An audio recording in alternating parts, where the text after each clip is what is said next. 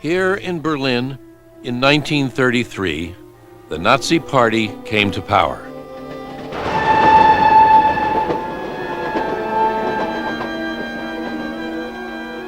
At once, they began burning books and attacking writers and artists, waging a full-scale war on the modern imagination.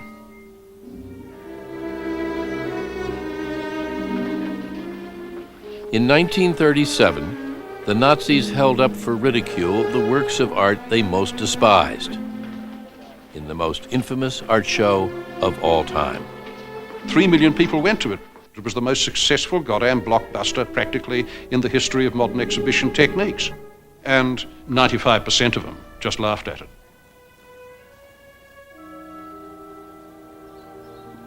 Here were outstanding artists, were highly honored, and then suddenly they were criminals, and they were Jews, and they were Bolsheviks, and there were all kinds of things. In the end, many artists and writers would flee. Others remained to face ruined careers, suicide, and death. The Nazis called the exhibition Entartete Kunst, Degenerate Art.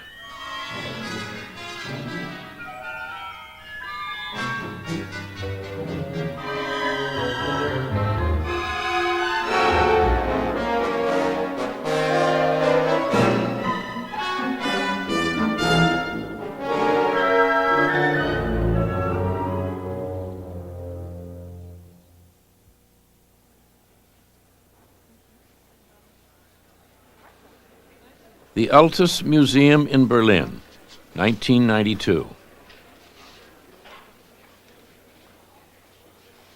Painting and sculpture, once part of the Nazi Degenerate Art exhibition, has been gathered together by an American museum and put on display here in Germany.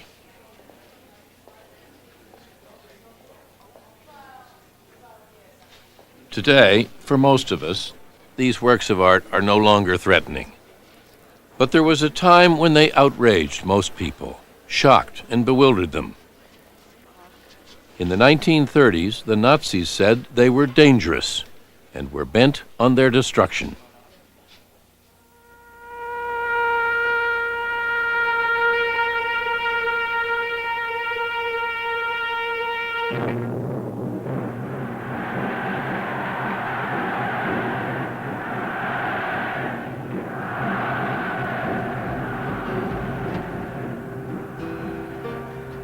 Nazi Germany was dominated by a single man, Adolf Hitler.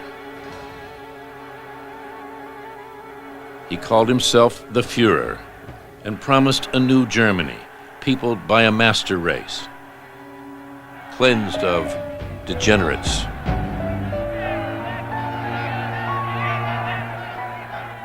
Modern artists, Hitler said, were degenerate, and he vowed to eliminate them. The show he called Degenerate Art was to be more than an exhibition. It was to be their funeral.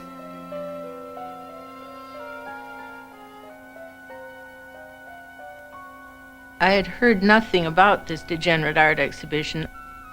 I stumbled onto it. It wasn't on my itinerary because Josephine Knapp was an American art student traveling through Germany in 1937. So I was walking on the street and I saw the banner over the door. Went inside, rickety staircase. I went up, and then I almost bumped my head on the knee of the great wooden Christ by Geese. They'd hung it on the landing in such a way that you had to get around it, when originally it had been hung high in the Lübeck Cathedral. I turned off the landing and saw pictures crowded together. Some on burlap, some crooked, badly lighted. It was a claustrophobic affair. The rooms were relatively small. Peter Gunther witnessed the Nazi-sponsored exhibition as a 17-year-old. The walls were not hung in the normal things, but were plastered with works of art. Some of the pictures without the frames, some of the abstract pictures upside down, with graffiti written behind them and above them and around them. The graffiti ridiculed the works of art. Nature as seen by sick minds, an insult to German womanhood, crazy at any price. The common person walked into the Degenerate Art Show, in a sense, as a horror show, a sideshow. This stuff on the wall was the work of madmen. This was the work of outsiders. This was the work of people who were out to destroy German culture. Kurt Assis was a 16-year-old high school student when the Degenerate Art exhibit opened. His teacher urged his entire class to go and see it. Da hat man einfach gesagt, wir sollten uns das mal ansehen. Die Entartung, die in der Welt gang und gäbe ist, nicht wahr? So dass wir diese Bilder eigentlich als etwas ansahen, was für uns auf der einen Seite unbegreiflich war und also dass man so etwas malen kann, und auf der anderen Seite sagten uns, das ist also Mist, eine einzigartige Schweinerei. The Nazis took this art seriously. It scared them, and they wanted to control it. It's very hard today, in the United States at least, to imagine art having that power.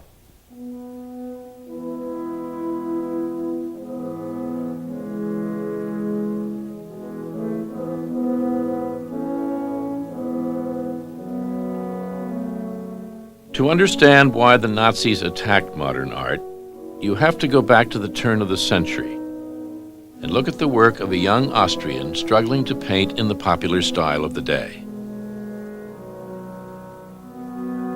His name was Adolf Hitler.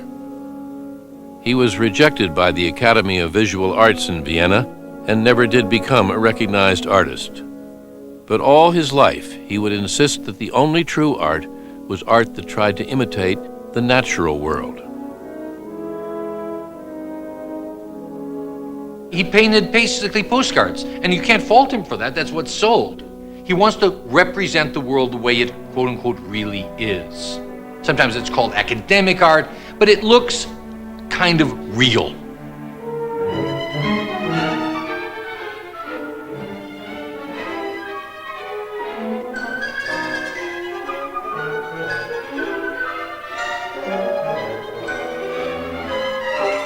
Now, what modernism does is to say, what we're going to do is paint the world underneath that external image. We're not going to paint the skin, we're going to paint the bones and the sinews.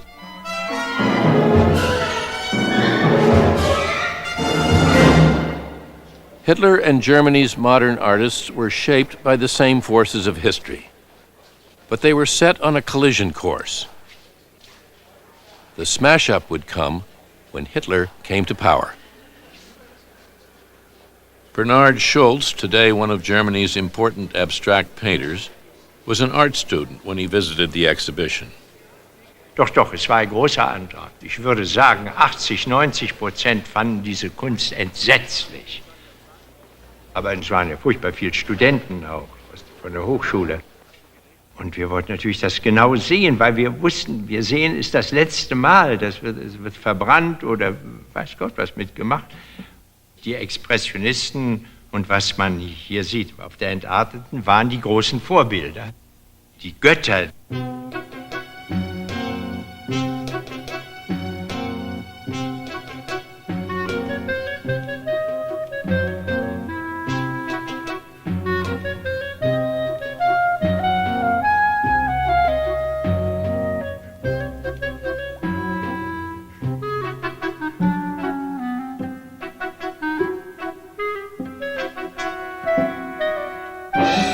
In the early 1900s, a band of brash and confident young artists were working at the same time as Hitler.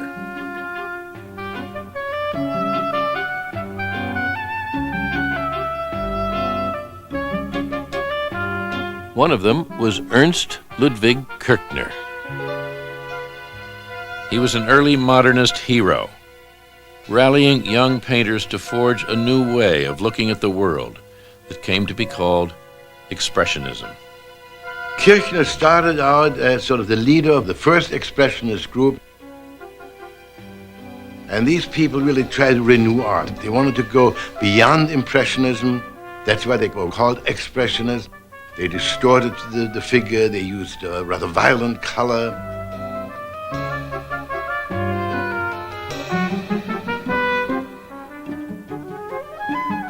Oskar Kokoschka was another young controversial expressionist. Academic critics wrote that his paintings were repulsive plague sores and phantoms of a morbid youth.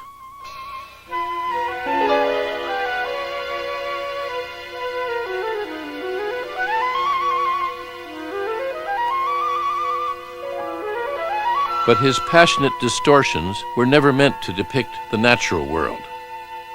He painted the inner world, psychological landscapes.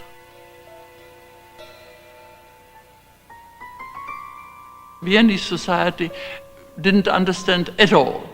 The reaction in Vienna to his first works was very violent because I think the society expected from artists something entirely different. You see, it was something which was not normal to them. It was mad. And nobody had ever painted portraits like Kokoschka did. So they called him the Mad Kokoschka. He had unbelievable psychological insight. When he was very, very young, coming out of nowhere, he painted these incredible portraits. Like there was a portrait of an old man. I remember the individual was very angry when he saw the painting and that it didn't look like him. And Kokoschka said, well, 20 years from now it will. And it did. The Expressionists were young and passionate idealists at the start of promising careers. Adolf Hitler was unknown, painting sentimental pictures and struggling just to survive. Gradually, he would rise to power and cut off the great German modernists in their prime.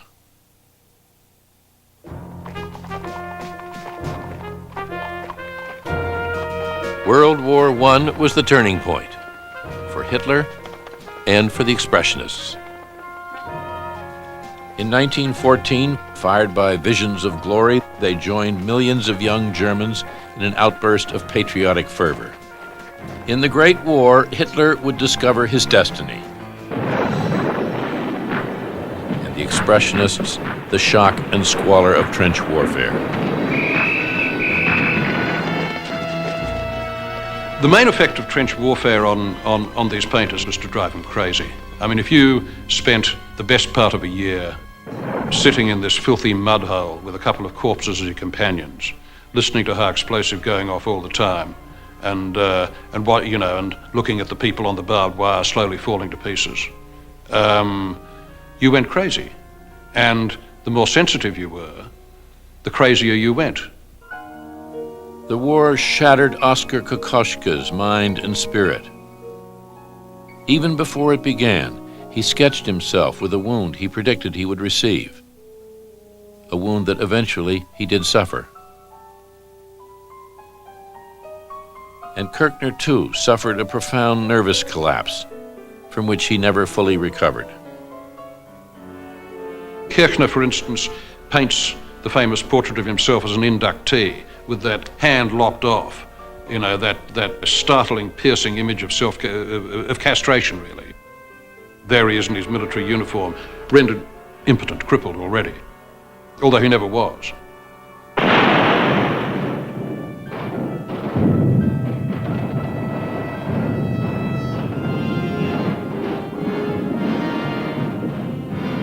People think that pictures like Dix's renderings of the trenches are kind of distorted, exaggerated, but they are really practically photography.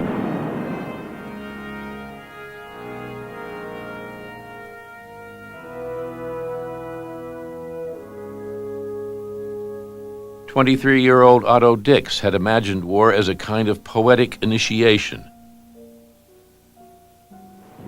until he manned a machine gun in the trenches.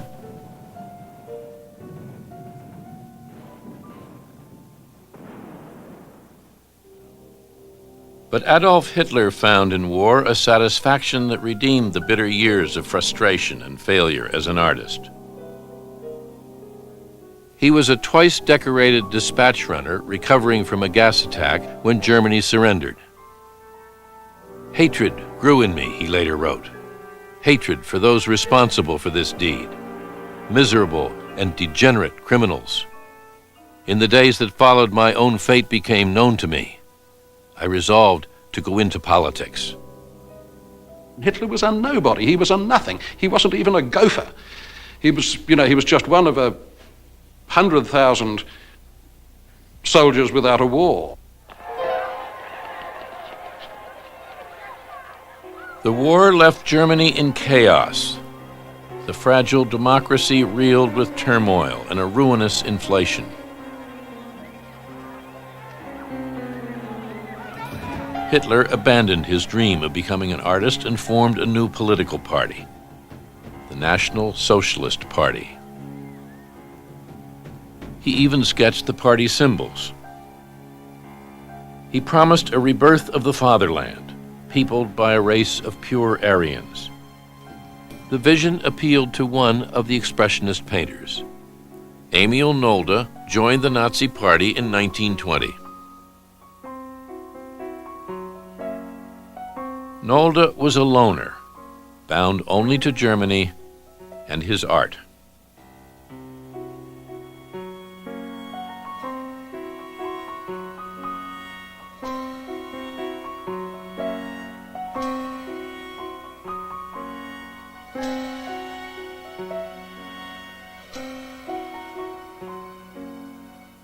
Nolde exalted the primitive.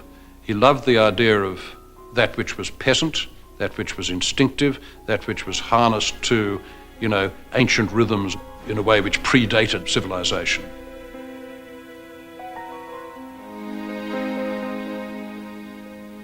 In a way, those religious paintings are the very essence of Expressionism. But he was not really a church-going religious person. He went very much deeper. He had these mystical, spiritual experiences which really shook his whole being.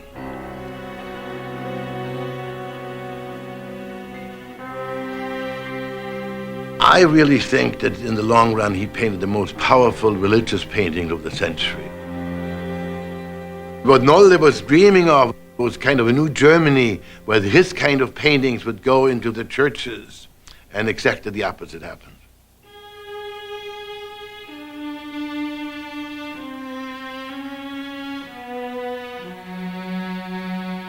In 1924, Adolf Hitler emerged from a Bavarian prison where he had been held for trying to overthrow the German democracy. He was 35 years old. At once, he lashed out at those who had lost the war, who had stabbed the fatherland in the back. He called them Jews, communists, and Bolsheviks, and borrowing an idea popularized by 19th century science, he called them degenerates. The idea of the degenerate was ubiquitous. By the end of the 19th century, anybody could use the term, and they did, degenerate, as a sort of general term of opprobrium. You degenerate, you! We can say that today without any problem. But what was understood under it was a very specific form of deviance from the norm. In the 19th century, being degenerate and knowing who was degenerate was a central aspect of medical science, biological science, and anthropological science. If you were a physician, you had all sorts of signs and symptoms that you looked for. It was the shape of their ears, the size of their nose, whether they gazed at you in a certain way. So it meant if you didn't look the right way, you're obviously a deviate from the norm, and therefore you're also obviously mad. You're crazy. What also happened, of course, at the same time was the avant-garde saw itself as mad, saw itself as outside of the norms of accepted action, statement, and belief.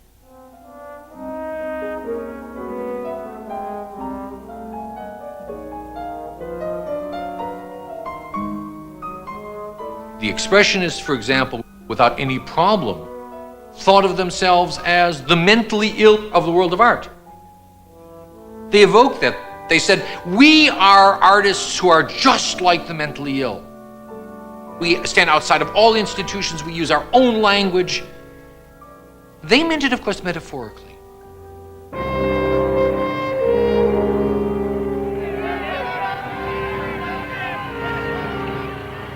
But in the 1920s, the Expressionists had no reason to fear the Nazis, a tiny faction of misfits, marginal at best.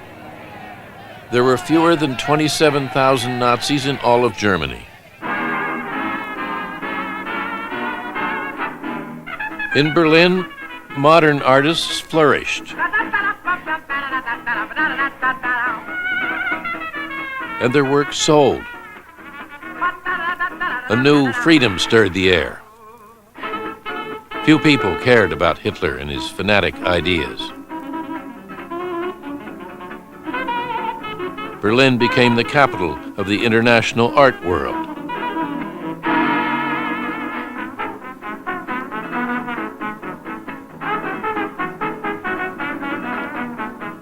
Museum directors spent public funds on contemporary art, proclaiming, "We cannot have museums that sit and wait."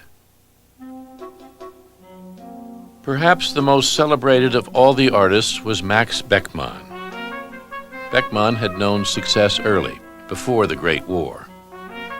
At 29 years old, he was already praised as a genuine and noble artist, a true German. Then, his work had little in common with the Expressionists.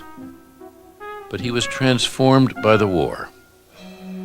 He had volunteered for the ambulance service. After months in the thick of the fighting, he was discharged, mentally exhausted.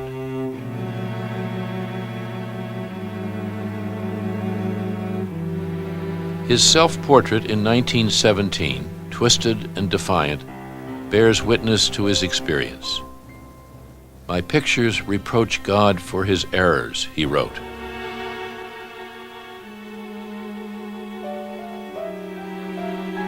Now, in the 1920s, Beckmann, at the height of his career, continued to be haunted by the war.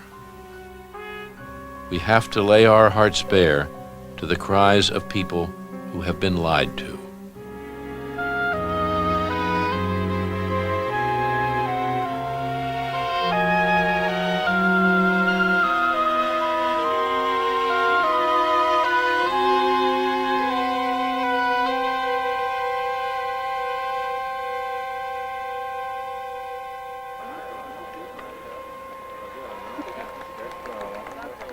In 1929, Hitler got the chance he was waiting for.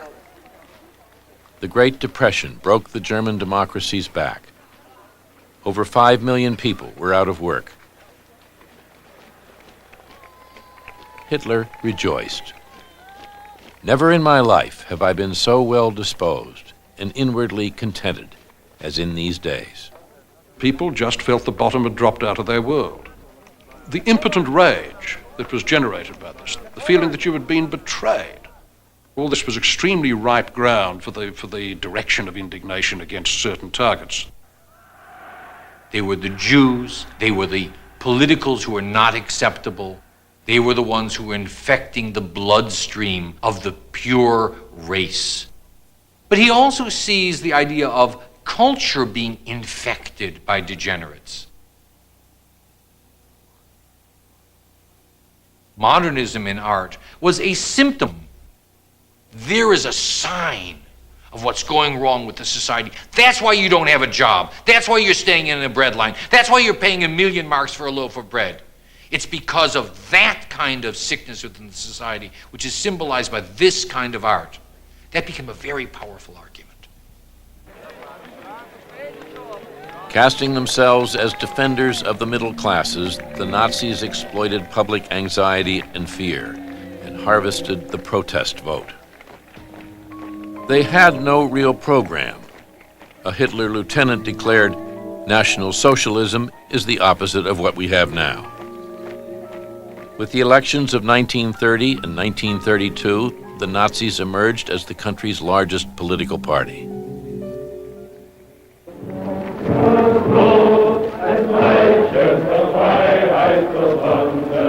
January 1933. The German parliament deadlocks. Hitler is appointed chancellor of the very republic he had promised to crush. The German democracy was near death.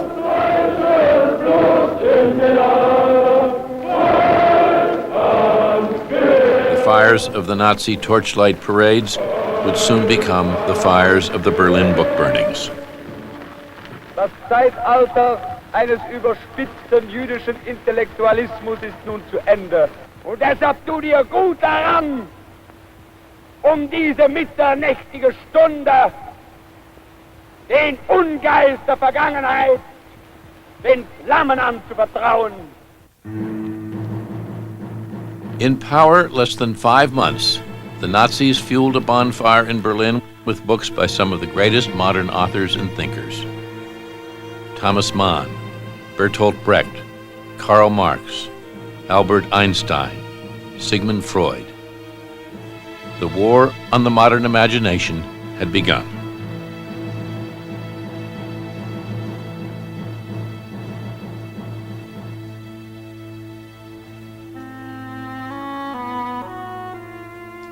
One of the painters exhibited in the Degenerate Art show was Titus Felixmüller's father, Konrad. Natürlich hatten wir Angst dafür. Wir haben es ja gesehen, 1933, was auf den Straßen los war. Insofern waren wir gar nicht überrascht, als 1933 früh am Morgen die Kriminalpolizei vor der Tür stand und Haussuchung bei uns machte, um Dinge zu finden, die meinen Vater belasten. Wir hatten davor etwas schon gehört und mein Vater hatte schon tagelang Dinge verbrannt und wir mussten als Kinder auf die Straße gehen, um festzustellen, ob aus den Schornsteinen, es war eine Wohnung mit mehreren Öfen, zu viel Rauch herauskam und damit das Verbrennen von Papier anzeigte. Er verbrannte Korrespondenz, Briefe, er verbrannte Dinge, die ihn in Zusammenhang mit seiner politischen Auffassung brachten, all die Dinge, und er verbrannte auch Gemälde. Er verbrannte zum Beispiel ein großes Bild, nur der Kopf ist erhalten und ich habe den Kopf selbst zu Hause davon. Weil er ja wusste, was mit den Leuten geschah, die dann hinterher abgeholt wurden und die dann in den Lagern landeten. Die ersten Konzentrationslager wurden ja damals schon geschaffen. Er wusste das schon. Also deswegen hat er alles getan, um das zu verhindern. Er hatte 2 Söhne der Familie, wollte ja nicht, dass er jedenfalls umkommt. Man liebt die Bilder wie seine Kinder. Aber die Sicherheit ging vor. Security first.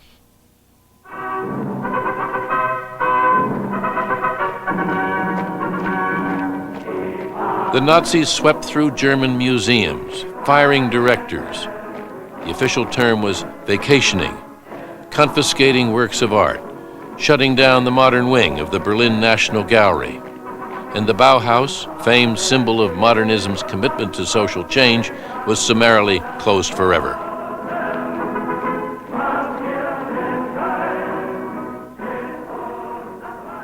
Through it all, Emil Nolde remained a loyal party member, attacking other artists, calling them half-breeds, bastards, and mulattoes, and extolling the natural superiority of Nordic peoples.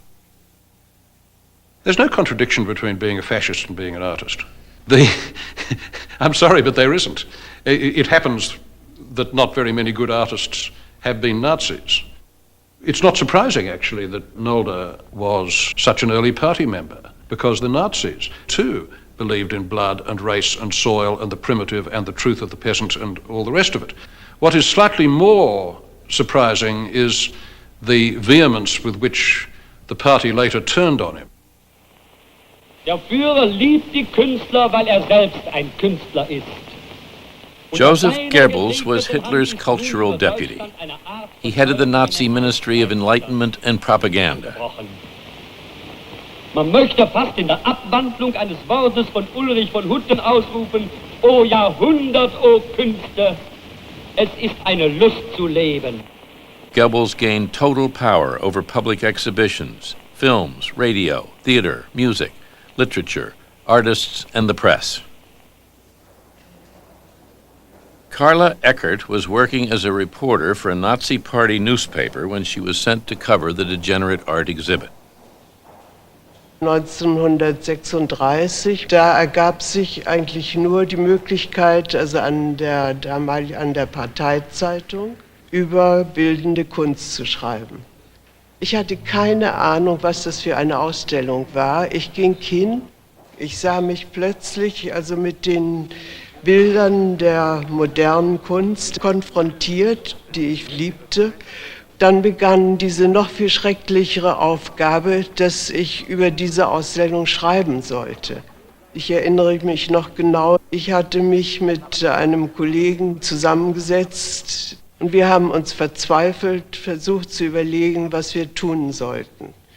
Ob wir irgendwie einfach passen sollten und alles hinwerfen und was uns da blühen sollte. Und wir haben da stundenlang gesessen und wir haben uns dann überlegt, man könnte einfach, da wir ja sowieso man nicht mehr kritisieren durfte, eine Aufzählung machen, das und das hätten man gesehen und sich so sachlich oder so indifferent aus der Affäre ziehen. Was ich geschrieben habe, weiß ich nicht mehr. Ich habe es auch nie wieder gesehen und gehört. Ich weiß nur, dass ich ziemlich verzweifelt nach Hause gefahren bin und dass ich wirklich krank geworden bin.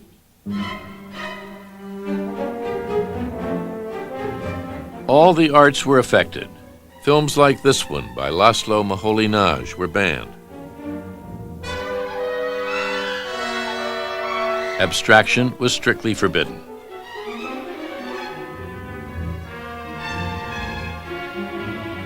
In music, atonality, dissonance, any deviation from classical tradition was not permitted. Paul Hindemith, Alban Berg, and this piece by Arnold Schoenberg were labeled degenerate.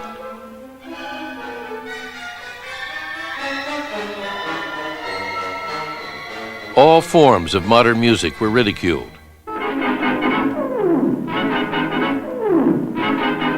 Jazz was attacked and viciously parodied in so-called degenerate music exhibitions.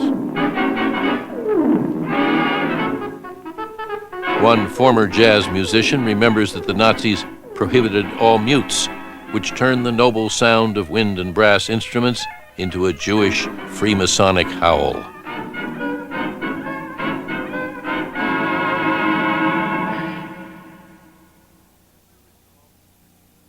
Hitler resolved to create a new culture for the new Reich. There was no place for the sensitive or troubled soul. A steady stream of propaganda infiltrated daily life. The very first Nazi public building project was to be a museum in Munich. Hitler called it the House of German Art and spent hours poring over the most minute details of its design.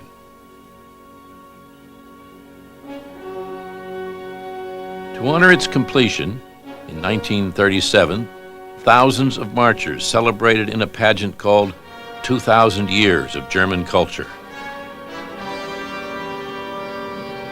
It was a vision of history based on a link with an archaic past that had never existed.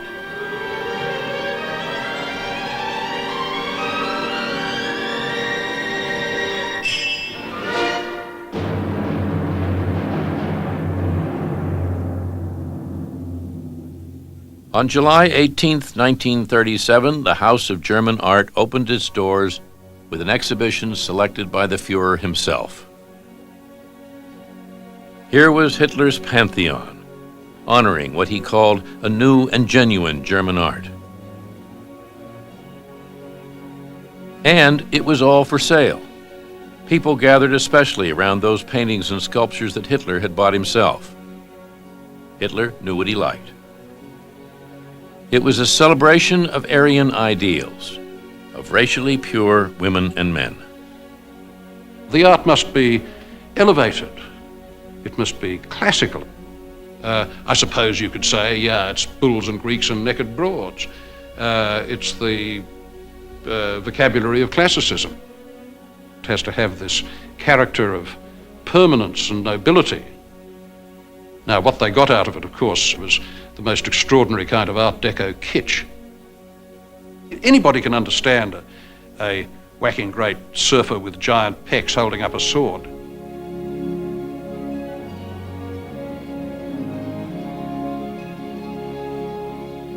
the Haus der Deutschen Kunst, is a very large building, high ceilings, wide halls, and marble floors.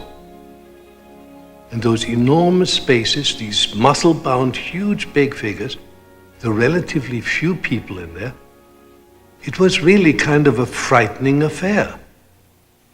And then the other thing which also disturbed me, and I hope you don't mind, but with the 17-year-old one, were the enormous numbers of nudes. Not only male nudes, muscle-packed, but also pink females in large numbers. They were like mannequins, with no movement and no expression and no character. Basically, to me, that was by far closer to pornography than anything which the Expressionists did. In the Expressionist work, they were all moving. They were dancing or swimming or jumping or running or doing something because they were out in nature. They had just taken off this bourgeois clothing, and here they were full of joy of life.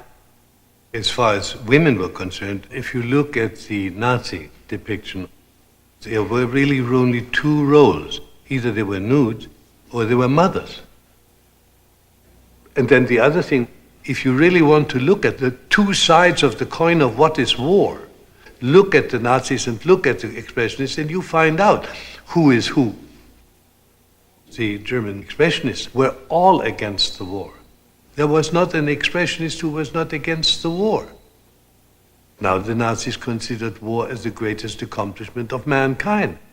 They honored victory under all circumstances, and even if you died in victory, and therefore you were a martyr. It is perfect hypocritical art. It's hypocritical about the body, it's hypocritical about politics, it's hypocritical about every damn thing you can imagine. What it has on its side is a certain kind of technical virtuosity, which is undeniably there, and which people certainly found attractive. And, you know, I dare say people still do. One of the things that made the propaganda work was the spectacle of the other. It was the ability to hold up a painting of a distorted head with its mouth going like that and its eyes goggling at you, all in weird colours, and say, if you don't believe in our kind of culture, this is what you're going to get.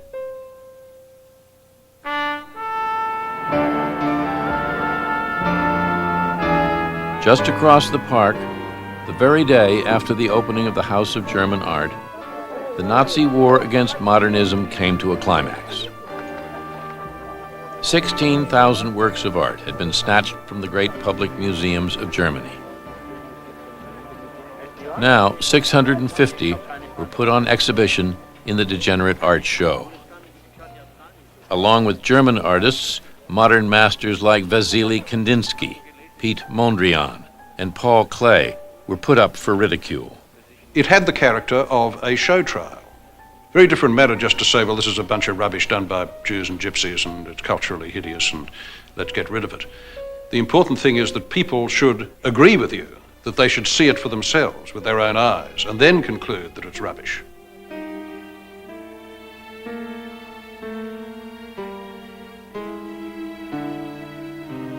German Expressionism was an art which above all celebrated inwardness, Einfühlung. And that which was inward must be outlawed. This is the essence of totalitarianism. So therefore, the project was to sweep all these little inward thoughts out of their secret chambers and expose them to the light of ridicule, you know, like spraying Raid on a bunch of cockroaches. I was asking at each picture, why? Because some, it seemed difficult to understand why a particular picture had been taken. And they had an answer for every one. Either it was a sick mind, it was Bolshevik, it was Jewish. There were about 10 reasons. The cows, I couldn't understand that one. Franz Marc had once painted a happy cow. Now that was unacceptable. And so the Nazis very typically said, bring any farmer up and let him look at that, and he will say, that's not a cow.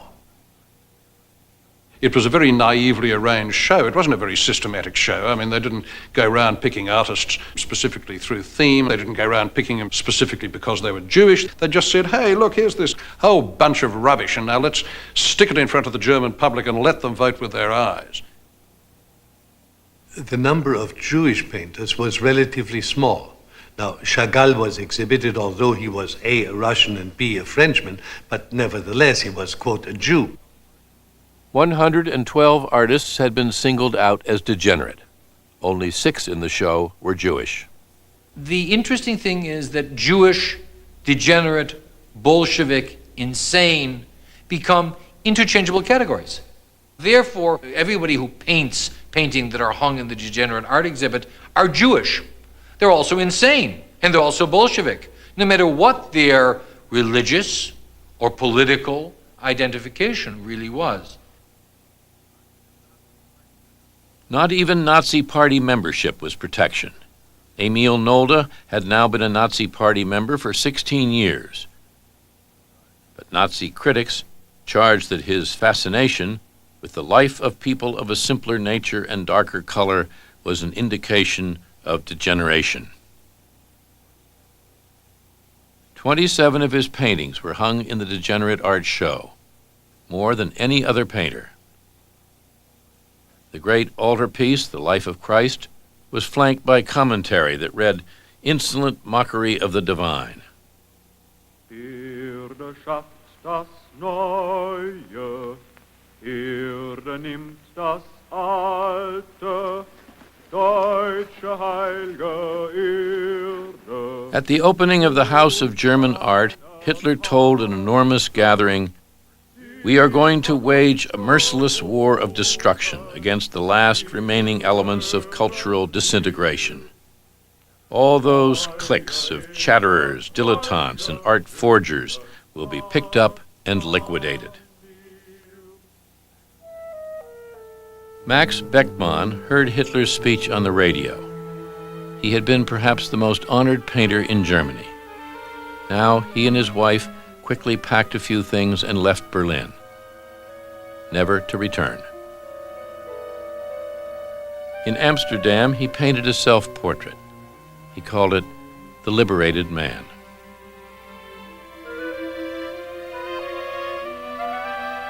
Oskar Kokoschka had fled to Czechoslovakia.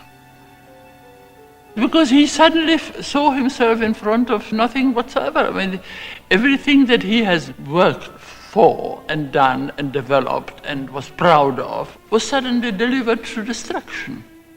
It's a shocking thing to absorb somehow. What happened was that he got ill. He had a sort of nervous breakdown which suddenly produced a physical weakness.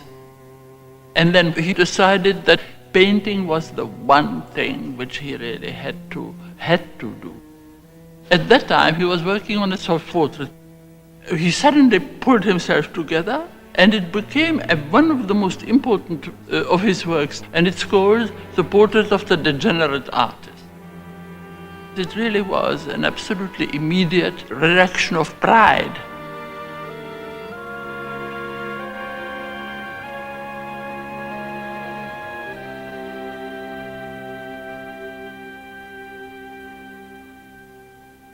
Many artists emigrated, but Otto Dix chose to stay in Germany. His son Ursus remembers why. He said he could not paint outside Germany. And then he said, what can I do with 2 studios full of paintings here? I can't just leave that. The Nazis come in and confiscate it all. He felt that his theme was people. And there he was, dismissed from his job in Berlin. He had to retire right into the furthest corner of Germany, to Lake Constance, where he could only paint landscapes. "I painted landscapes," Dix said. That was tantamount to emigration.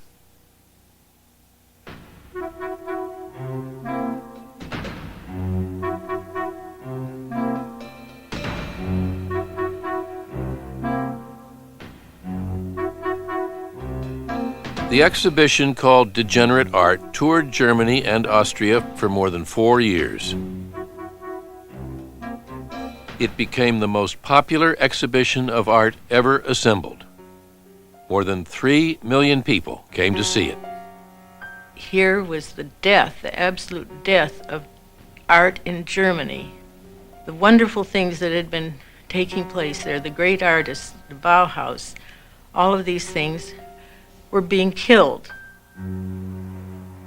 The Nazis had hung Ernst Ludwig Kirchner's self-portrait in the Degenerate Art exhibit. They renamed it Soldier with Whore. Kirchner had been a popular leader of the Expressionist movement. Now his work was outlawed. Deeply agitated, he began to destroy the pieces he himself owned. He shattered his woodblocks and burned his paintings. On June 11th, 1938, he committed suicide. For Emil Nolde, the Nazis seemed to harbor a special vengeance. The Nazis really tried to eradicate this man. They first prohibited him from exhibiting, then they actually put a cup around him to prohibit him from painting, and he kept pleading with the Nazis. He said, look, but I joined the Nazi party early. They didn't want to hear any of this. During that period, he couldn't paint oils anymore because people could smell the turpentine around his studio. So he painted what he called unpainted pictures, which are wonderful small watercolors, very tiny, and which were some of his most extraordinary paintings of great mystery. Only to you, my little pictures, Nolde wrote, do I sometimes confide my grief, my torment, my contempt.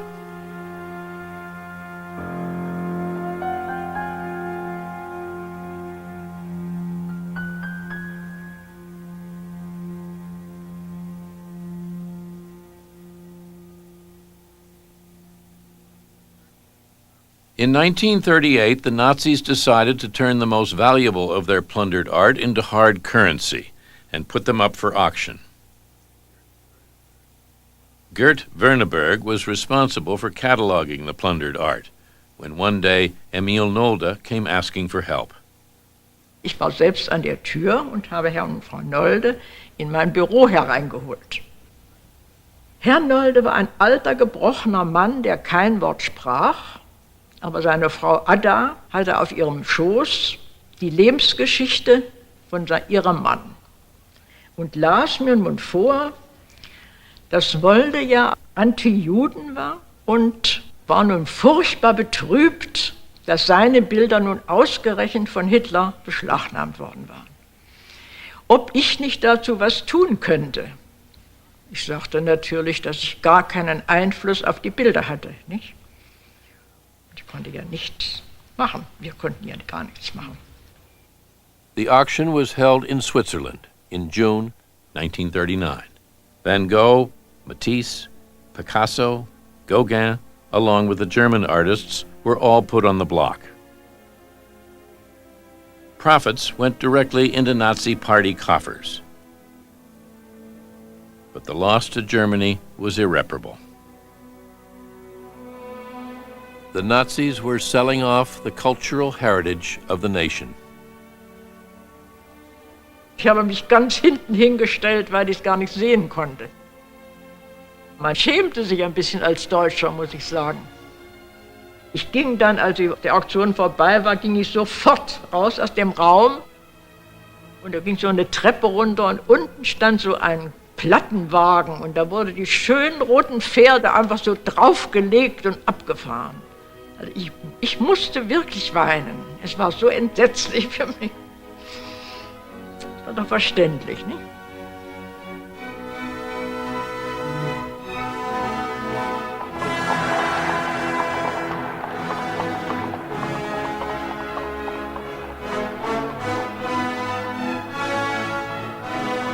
Every year, Hitler mounted a new exhibition at the Museum of German Art. And every year, Hitler himself was the largest buyer. He bought 264 works of art in July 1939. 6 weeks later, German armies invaded Poland.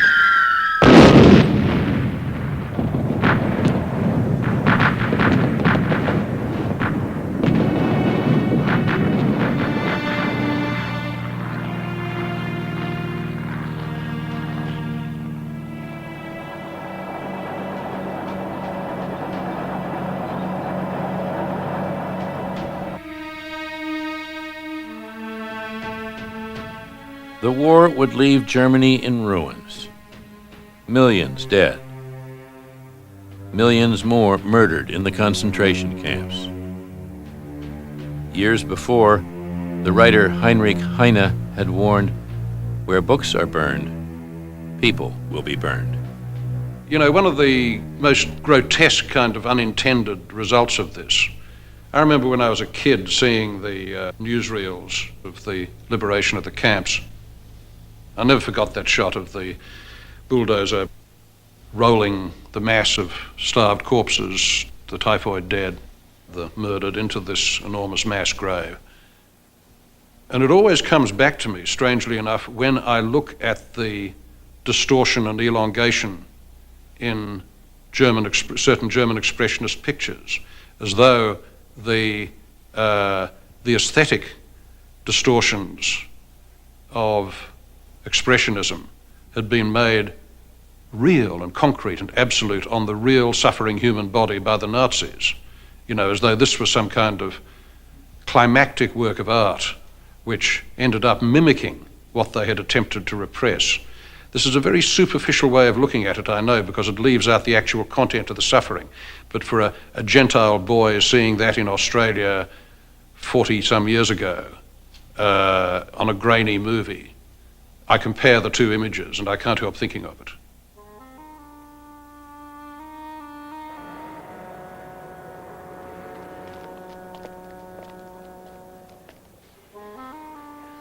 The Degenerate Art exhibit evokes an era that continues to haunt us.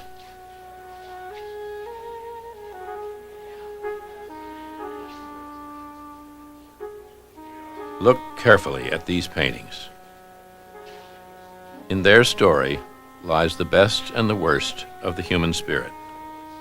I think in order to continue any kind of free expression, you have to know what happens when free expression gets stifled. And that great art can be vilified like this. It makes you think. It makes you question authority. I think that is where art is dangerous. It's terribly frightening to look into a work of art and see those secret parts of yourself, those parts that you don't ever want to talk about or see, revealed to the world. And I think that's what scared the Nazis. The avant-garde had always hoped to be dangerous. That is the thing. The guys with the armbands were paying a kind of supreme compliment, even in the act of repressing it. They were saying, this really matters. This really counts in the way that people react to one another and the way in which states are formed. This is language, you know, and it affects daily life. In 1933, the great German novelist Thomas Mann fled Hitler's Germany. 12 years later, the war at an end, he spoke at the Library of Congress. This story should convince us of one thing, that there are not two Germanys, a good one and a bad one, but only one.